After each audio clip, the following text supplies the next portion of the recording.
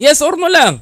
Oh, sabi ni Richard, yes. Sabi ni RB Rocky, yes. Sabi ni RB Rocky, mga kababayan ko, no?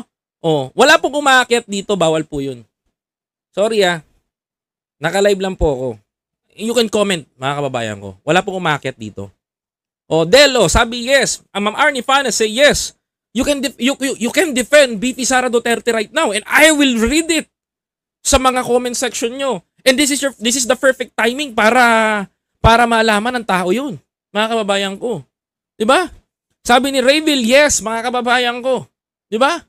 O sabi dito, 'di ba kailangan niya din pumunta ng Senado, malamig ang laban.